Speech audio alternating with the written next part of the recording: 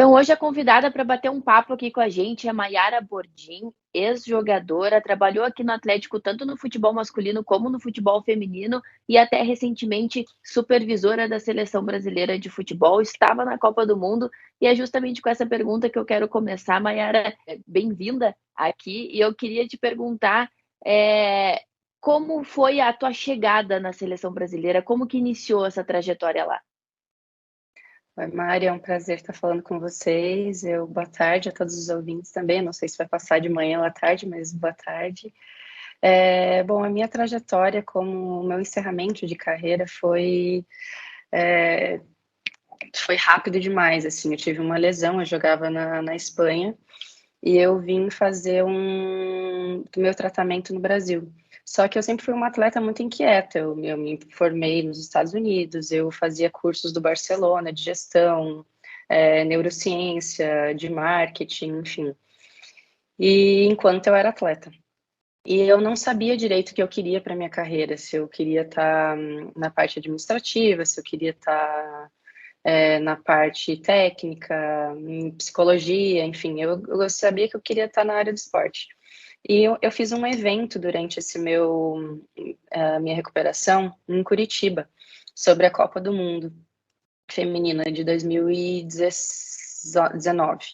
E aí o Paulo André estava na gestão do Atlético e me convidou para fazer um estágio em várias áreas do clube, para tentar entender aonde eu me encaixaria. Ele falou, onde você se enxerga, talvez. E eu ia voltar a jogar, eu estava apenas nas minhas férias e me recuperando para voltar. E eles viajaram para o Japão, então ele nem estava lá, e aí ele me pediu vários relatórios de todas as áreas do clube que eu visitei. Eu fiquei 2 semanas passando por todas as áreas do clube, e ele me falou que no retorno dele que todas as áreas tinham ficado encantados assim, com a minha forma de ver as coisas, de trabalhar, de inserir as minhas visões e tal de trabalho, e ele falou, eu não sei se você está preparado ou não para a sua aposentadoria, mas eu te faço uma proposta. Você tenta entender o que você quer das áreas que você já visitou, onde você se vê, e se você quiser aposentar, você já tem emprego. Então eu aceitei, acabei digerindo goela abaixo a minha aposentadoria, eu nem esperava, e foi para a supervisão e do aspirantes. Então, depois da supervisão das aspirantes, eu acabei sendo convidada para ir para as femininas sub-17. Eu fui para a seleção feminina. Um dos supervisores não conseguiu ir, porque ele trabalhava no Flamengo, que é o Juan, no Flamengo e na sub-17 feminina. E aí a Duda Luizelli me convidou para ir, e aí eu fiquei 3 convocações na sub-17, e a Pia, ela falou, você é a única supervisora que sabe falar inglês. A gente está indo para She Believes, que é nos Estados Unidos. Por que você não vai de supervisora, sendo que os outros supervisores não sabem inglês? E aí eu fiquei naquela, tipo, eu iria, né? Mas eu sou da Sub-17. Ela solicitou e depois que eu fui com ela, ela nunca mais pediu para sair.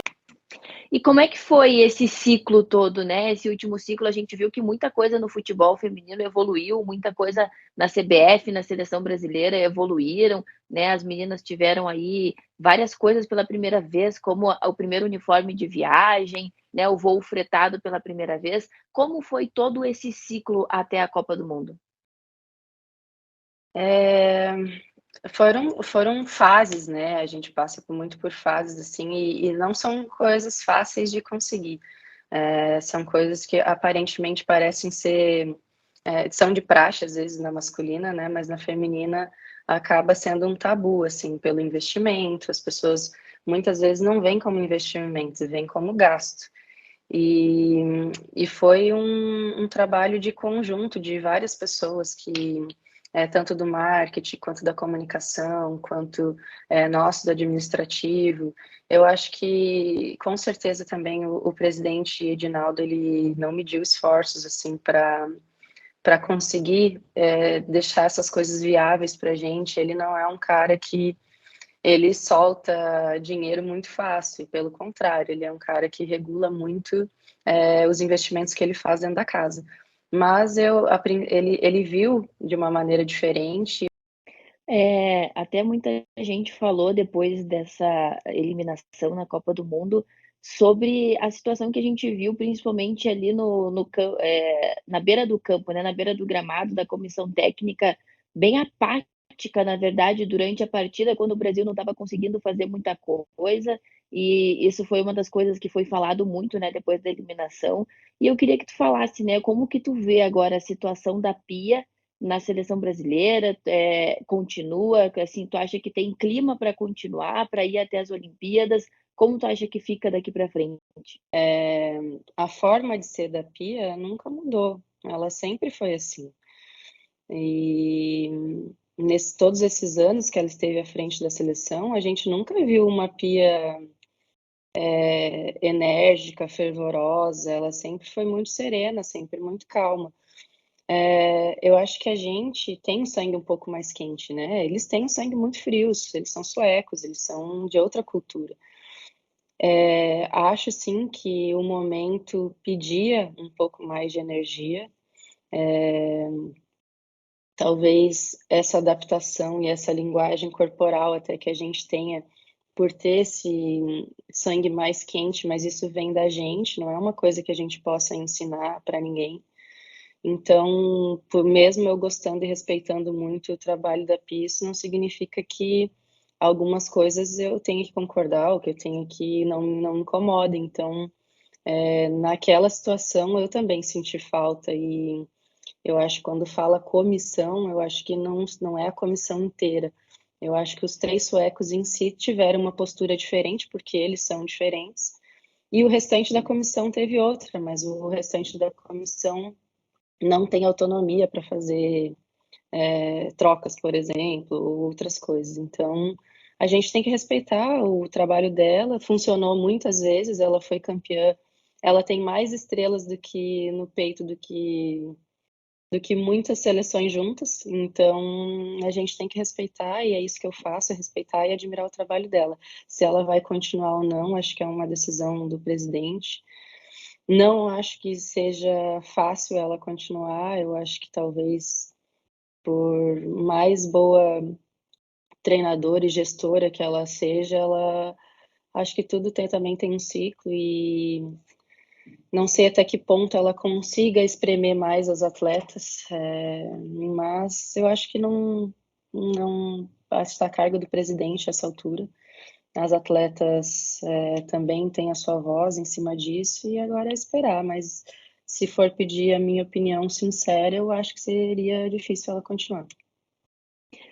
E falando um pouquinho do futebol feminino aqui no Brasil, né, dos clubes em si, a gente viu, tu passou aí pelo Atlético, e a gente viu que o Atlético, ele criou uma estrutura para o futebol feminino, né? O Atlético tinha uma parceria e aí criou o time próprio. Como tu vê essa evolução no futebol feminino do Atlético? E aí eu acho que não tem como a gente não fazer uma comparação com o futebol feminino do Curitiba. Hoje o Curitiba tem uma parceria com o Imperial, né, aqui da capital, e é uma parceria assim sem grandes vínculos, né? Essa diferença, assim, como tu vê essa diferença do Atlético e do Curitiba no futebol feminino? É, é triste, né? Eu estive na gestão ali do Atlético quando tivemos a decisão de que não seria mais a parceria com o Foz, e eu estava nessa reunião, que inclusive foi conduzida pelo Márcio Lara, e que muito feliz tomou a decisão de trazer o Atlético para dentro da casa naquele momento. Eu acho que ele entendeu qual era o caminho que o futebol feminino estava tomando naquela época e principalmente entende a grandeza do clube que ele trabalha, que é o Atlético, que carrega um nome absurdo e muita gente, e torcida e uma imagem absurda a se zelar. E algumas coisas não estavam agradando na parceria, e ele tomou a atitude de trazer, e não só trazer, teve dificuldade sim de trazer para dentro do clube, porque tudo vira um tabu, um paradigma de que mulher pode atrapalhar de alguma forma ali, mas acho que depois rola o entendimento de que, meu Deus, ninguém é dinossauro, que você tem irmã, você tem mãe, você tem prima, e que mulher é mulher, ela vai andar por ali e tá tudo bem, ela não é um elefante, entendeu? Tá tudo certo.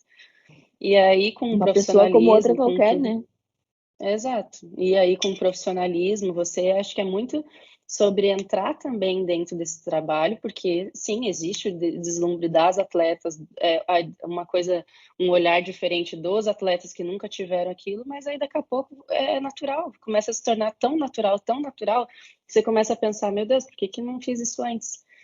E, e é triste, assim, porque no caso do Coxa, por exemplo, que também tem um nome a zelar, que também é um puta de um clube, e que ainda não entendeu que o futebol feminino é um caminho sem volta, e que quem ficar esperando muito tempo para deixar acontecer vai ficar atrás.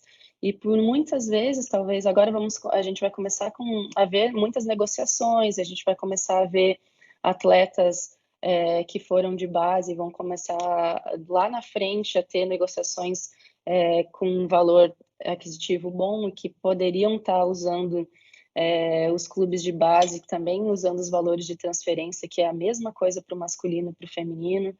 E esses clubes acabaram não direcionando da forma certa e não tomando conta das suas atletas. Então, eu acho que falta um pouco de visão, sabe? Ir para fora, tentar entender como se faz de uma forma correta, de uma forma limpa, de uma forma clara. O Atlético, por exemplo, ele optou por dar estrutura às atletas. Ele ainda não paga bem as atletas, então a gente não vê atletas que têm como eu vou dizer, uma bagagem muito grande e a gente vê muitas das novinhas, muita gente que talvez não tenha espaço em outros clubes, vindo para o Atlético em função do valor dos salários. Mas o Atlético paga em dia, o Atlético tem carteira assinada, o Atlético dá estrutura, mas é uma escolha do clube. Quem sabe mais para frente o Atlético resolva, não, vamos investir. Mas o Atlético tem uma estrutura melhor, eu arrisco a dizer, melhor do que o Palmeiras hoje, por exemplo, que é um dos melhores clubes de futebol feminino do país, mas que paga muito bem as suas atletas e está num nicho diferente que é São Paulo. Então tem todas essas particularidades. Mas eu fico triste pela situação do Coxa, que poderia estar incentivando de uma forma melhor, e mais do que isso, ele poderia estar trazendo outros atrativos como produto, vendo o futebol feminino como produto, trazendo outros atrativos para dentro da casa, porque hoje a mulher também está dentro dos estádios, a mulher é uma consumidora assídua, a mulher não é aquela mulher que o homem provavelmente vai comprar a camiseta, talvez, eu estou fazendo uma comparação aqui, mas o cara, se ele precisar comprar uma camiseta falsificada, ele não tiver dinheiro, ele vai fazer. A mulher sem dinheiro, ela vai querer a camisa oficial do clube, ela vai querer o boné, ela vai querer, porque mulher é consumista ao extremo. Então a gente precisa pensar em todos esses planos assim, antes de abdicar de algo que está acontecendo na nossa frente, entendeu? Tu acha que para o Atlético ele bater mais de frente com esses times nacionais, ele para montar um time melhor, né? Um elenco mais qualificado, os salários são o grande impedimento hoje? Eu acho que tem duas coisas que impedem. O salário, com certeza absoluta, mas também o nicho. As atletas ainda preferem estar no eixo Rio-São Paulo, porque é onde elas têm mais vitrine. Porém, hoje a gente tem o brasileiro, a gente tem outros campeonatos que fazem com que você apareça de outras formas. E, na verdade, tudo que o atleta quer é aparecer, é ganhar bem, aparecer na televisão, é estar num time bom, conquistar títulos, consequentemente ir para a seleção brasileira e assim vai. Então, eu acho que sim, a gente tem outros clubes que também não estão no eixo Rio-São Paulo, mas que têm boas atletas e são muito competitivos, mas que pagam melhores as suas atletas. Então, eu acredito que sim, seria um fator relevante para isso acontecer. E como é que tu vê agora? Agora a gente vai ter mais um ciclo de Copa do Mundo, né? Tem as Olimpíadas já ano que vem, mas tem mais um ciclo aí de Copa do Mundo daqui 4 anos. A gente viu que muita coisa mudou de 4 anos atrás para agora. Como tu vê, como tu acha que vai ser essa evolução do futebol feminino até a próxima Copa do Mundo? Olha, a Olimpíada, eu estive, né, na Olimpíada passada, e a Olimpíada passada já foi bem, bem grande em relação ao futebol feminino. A única coisa que não foi legal é que estávamos dentro de uma pandemia. Então foi uma Olimpíada meio traumática, assim, em relação ao que ela oferece, né, que é aquela junção de pessoas e tudo que faz aquele ambiente todo ser tão divertido e enfim.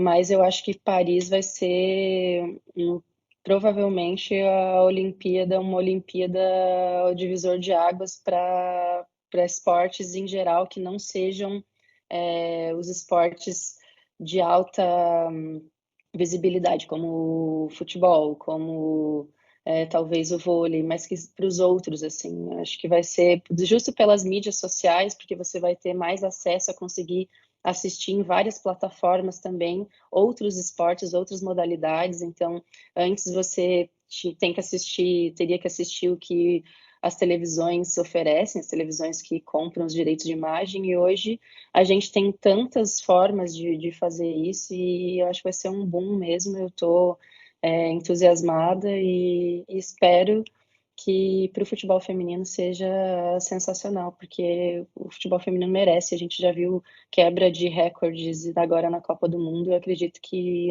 em Paris vai ser a mesma coisa.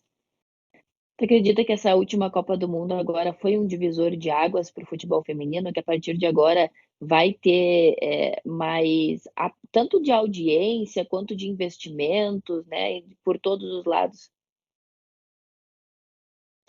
Eu acho que a gente sempre fala que é um divisor de águas. Na passada a gente já falou que era um divisor de águas, agora a gente fala também. A gente já vem mostrando para o mundo que a gente é capaz e que é um bom produto e tudo.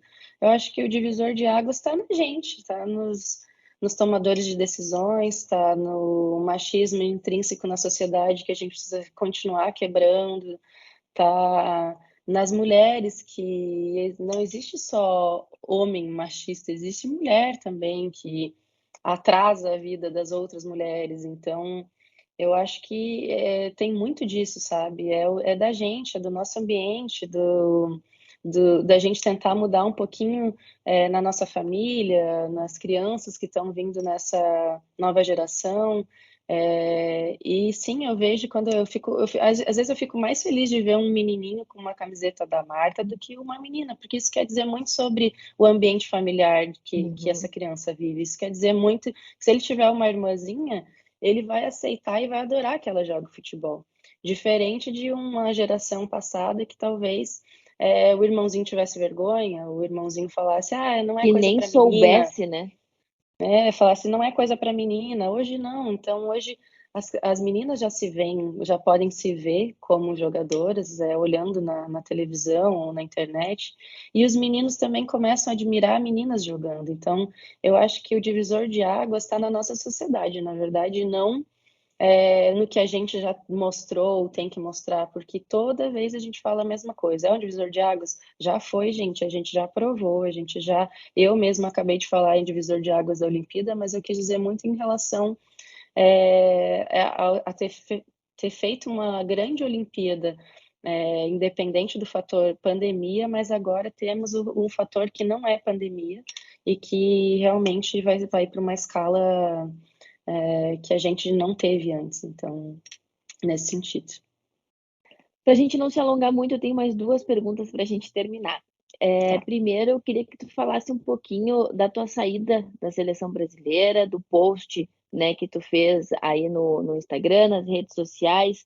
Tu falou muito em limitações, né, que a própria entidade coloca, também falou sobre autonomia, né, e teve uma frase marcante, eu acho, aí na tua publicação, que foi: se tornar invisível é o maior segredo para ter a permanência longa na instituição. Então, eu queria que tu falasse um pouquinho sobre essa tua saída da seleção.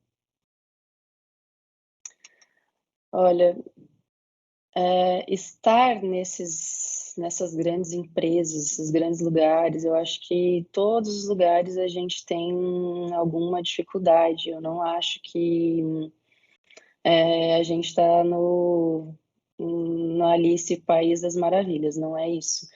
Mas é bom até ter cuidado nas palavras, assim, porque existe muita coisa internamente na CBF que precisa ser mudada. A gente provavelmente tem a empresa de esportes ou a instituição de esportes mais promissora da América Latina e talvez uma do mundo. A gente vê pelos profits que a CBF faz na casa do bilhão e que sim, que devem voltar como forma de investimento. Eu acho que sim, está tendo mais controle no que se faz lá dentro com a vinda do presidente Edinaldo. Porém, eu estive lá dentro, por exemplo, o Atlético Paranaense tem muito mais processos do que a seleção brasileira. Não pode ser que todas as categorias, cada supervisor use uma planilha diferente para fazer observação, para fazer relatório, para fazer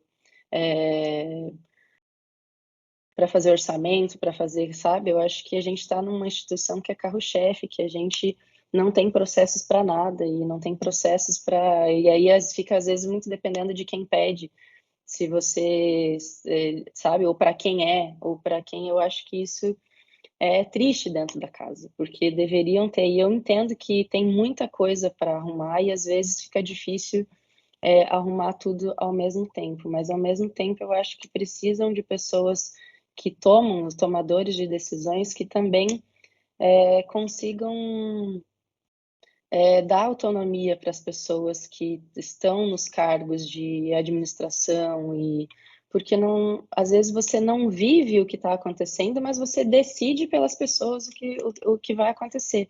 Então você está lá no seu escritório, você não desce para o play para fazer nada, você só escuta falar, você não vai nas convocações, mas você decide o que tem como se deve operacionalizar as coisas. Então, quando você começa a pedir melhorias, explicar, e você se torna um incômodo às vezes. Então, é por isso que eu falo que, às vezes, ser invisível é a melhor maneira de se sustentar lá dentro, de permanecer.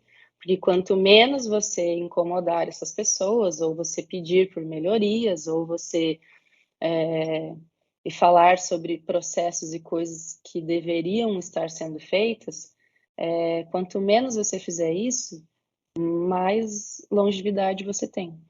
E isso é algo que, se você falar com qualquer pessoa que saiu e até as pessoas que estão lá dentro, as pessoas que estão lá dentro têm muito medo de falar, na verdade. Existe um milindre muito grande interno de se falarem as coisas. Tem muita gente competente lá dentro, muita gente boa, mas muita gente que não tem muita autonomia. Então, eu acho que é isso que falta. Eu quis sim falar o que eu falei, não me arrependo de ter falado, poderia ter falado muito mais, mas eu respeito a casa, eu tenho carinho pela casa, a casa trouxe uma das maiores alegrias da minha vida, que foi quando eu fui convocada para a seleção brasileira. Foi um sonho estar em Olimpíadas e Copa do Mundo. Eu tinha um propósito que era melhorar. Eu acho que de alguma forma melhorei o que eu podia ter dado na parte de administração. Porém, eu sei que tem muita coisa para melhorar e essas coisas passam por dar autonomia às pessoas que vivem aquilo lá e não quem só está observando as coisas de fora. E eu queria que tu falasse agora como é que vai ser o teu futuro, o que que tu tá planejando, quais são os planos, o que que vai ser daqui para frente, tu já tem alguma coisa em vista, como é que vai ser a partir de agora para Maiara? Ai, por enquanto eu tô respirando, tô tentando absorver tudo o que aconteceu, pois de alguma forma você sabe, tipo, o que você fez, o trabalho que você fez, e de alguma maneira se sente injustiçada de ter saído da forma que saí. Porém, eu tenho muita gratidão por tudo que eu vivi, assim, muito pelos momentos que eu vivi, pelas pessoas que eu conheci, por tudo. E, e principalmente ao presidente mesmo, por ter dado a oportunidade de ter conhecido um pouquinho mais do que ele estava propondo pela casa. Eu não acho que ele seja o culpado das coisas não acontecerem. Eu acho que ele tem um acúmulo de funções e que ele deveria delegar a talvez pessoas melhores. Mas eu não sei ainda. Eu estou vivendo um pouquinho do meu luto de ter saído, naquela fase que eu não Foi, sei nem se eu... foi uma, foi uma decisão tua ou foi uma decisão deles? Não, foi uma decisão deles. E eu nem, foi o RH que me chamou e não foi nem, ninguém nem fala com você nessas horas para te dar nenhuma explicação. Então, eu estou vivendo o meu luto de tentar entender se eu quero estar no esporte ou no futebol no Brasil ou no futebol feminino. Eu estou sempre aqui torcendo e tal, mas eu estou vivendo aquele luto de que será que vale a pena ser tudo isso e ficar aqui, né, pisando na lama e, enfim, derrapando? Então, eu tenho pensado em ir para fora do país, tenho pensado em fazer outros projetos, mas por enquanto tenho recebido sondagens, tenho recebido muitos telefonemas de clubes daqui, já recebi de clube de fora, e eu ainda estou pensando, porque eu ainda estou vivendo um luto para tentar entender se eu preciso ser diferente, se é isso mesmo e eu preciso aceitar, ou se eu não quero aceitar e eu quero fazer outra coisa, então ainda não sei qual vai ser meu futuro. Eu vou precisar perguntar um pouquinho mais, então, como é que se deu essa tua saída efetivamente? Tu disse: "Ah, o RH te chamou, falou", mas o que que justificaram, né? Como é que foi, assim, essa tua saída? Não justificaram. Ah, eu Tu tinha falou, né, tido sobre tu falou, né, sobre: "Ai, quem sabe eu tenha que ser diferente". Como é que qual foi teu sentimento, assim, na hora? é, eu sabia que tinha uma pessoa na casa que não gostava muito do meu trabalho, porque eu acabei tomando o lugar de alguém que ela gostava.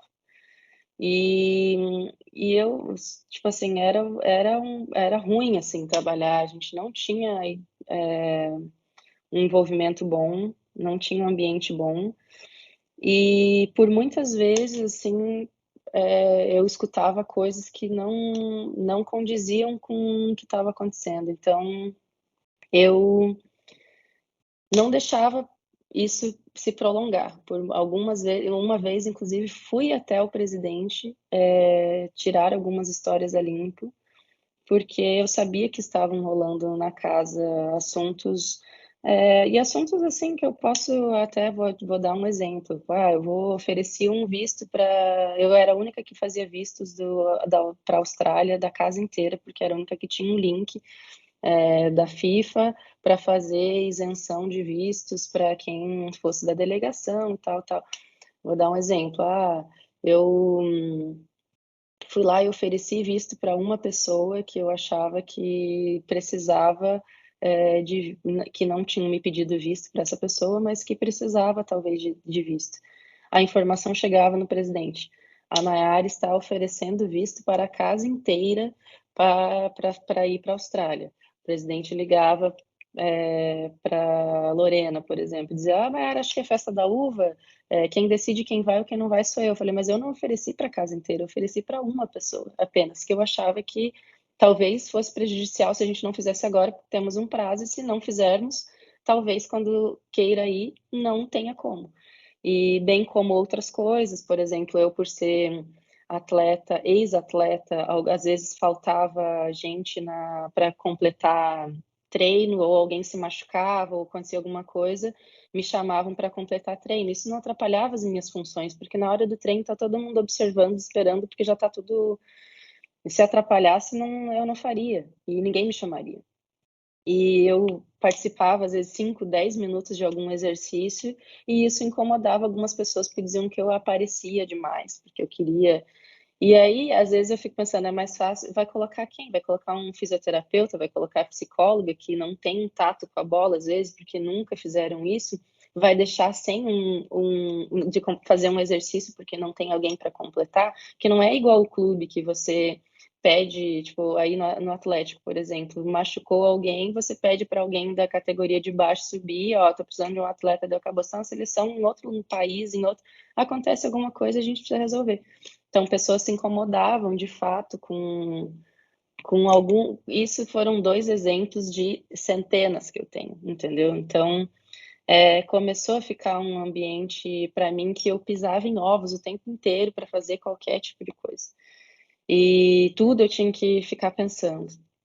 Então, acho que chegou uma hora que ficaram contaminando muito e aí, com um mau resultado, eu acho que isso vem como uma avalanche, porque não teve nada administrativamente ou de logística que a gente teve problema na Copa. Talvez o único problema foi o nosso voo fretado, que foi cancelado, que não foi cancelado por nós, foi cancelado pelo presidente, e que a rouparia teve que voltar depois. Eu acho que foi o único que a gente atravessou. Então, assim, se eu te falar que teria um motivo, não tem. Eu perguntei se tinha algum motivo. A resposta foi: a gente não sabe, a gente só operacionaliza o que eles pedem lá em cima, então a gente não sabe, talvez seja encerramento do ciclo. Aí eu fui perguntar a uma pessoa específica que era a pessoa que eu imaginei que estivesse por trás. E a resposta foi: não sei, foi o homem lá em cima, foi o presidente. Mandei uma mensagem para o presidente, não tive resposta. Então, só agradeci a ele, não tenho nada para falar a respeito dele, não sei o motivo. E eu estou em paz com tudo, eu sei do meu trabalho, sei de tudo, fiz o que eu acho que deveria ter feito, tanto pré, quanto durante, quanto pós. E sou muito grata à instituição, realmente, mas estou sendo sincera em te dizer que foi isso que aconteceu. Bom, eu te agradeço muito pela entrevista, pelos esclarecimentos, né, e por esses assuntos, assim, talvez um pouquinho mais delicados para ti, principalmente. Espero aí que tu tenha sucesso na tua carreira, com certeza é um trabalho muito bem feito, com certeza vai ter aí bons lugares onde tu vai poder ser bem aproveitado. Tá, joia. Obrigada, Mari. Fico feliz também, obrigada pela entrevista. Eu sei que vocês aí sempre me acompanham, estão se importando com os meus passos, e isso significa que também vocês gostam do meu trabalho, né? Senão, talvez eu não estaria na pauta de vocês. Então, eu fico muito agradecida de verdade, e fica o meu desejo que o Curitiba veja o feminino com olhos diferentes, e que o Atlético continue investindo no futebol feminino, que eu tenho certeza que vai gerar bons frutos.